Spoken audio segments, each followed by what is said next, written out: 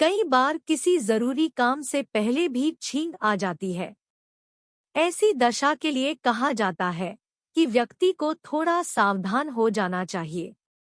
हिंदू धर्म में कई सारी मान्यताएं फैली हुई है। इन्हीं में से एक यह है कि किसी काम की शुरुआत से पहले छींक आना अशुभ है। आपको भी इसे लेकर कभी न कभी टोका गया होगा। लेकिन क्या आप जानते हैं कि इस मान्यता के पीछे क्या वजह है और ऐसा क्यों कहा जाना है? यदि नहीं तो हम आपको बता रहे हैं। छींक को लेकर कहा जाता है कि यह बुरे समय का संकेत होती है। कहते हैं कि छींक यह जाहिर करती है कि यह समय किसी खास कार्य के लिए अनुकूल नहीं है। यदि आप किसी काम की शुरुआत कर रहे हो तो थोड़ी देर के लिए रुक जाएं। माना जाता है कि इसे नजरअंदाज करने से उस काम में असफलता मिलने की संभावना बढ़ जाती है। कहते हैं कि खास मौकों पर आने वाली छींक के कुछ संकेत होते हैं। ऐसे में इन्हें नजरअंदाज करने से बचना चाहिए।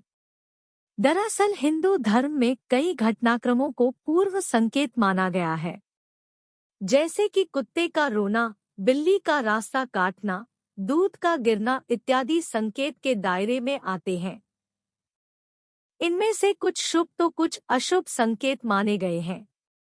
इन चीजों में विश्वास करने वालों का मानना है कि इसे गंभीरता से लेना चाहिए।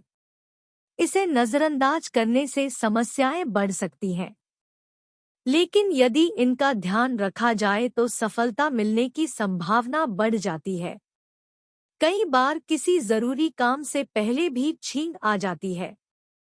ये ऐसे काम होते हैं जिन्हें उस समय रोकना संभव नहीं होता।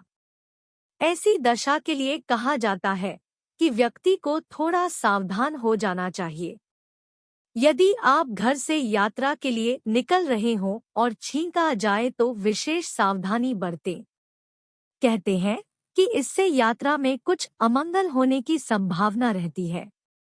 इसलिए व्यक्ति को काफी संभल कर यात्रा करनी चाहिए।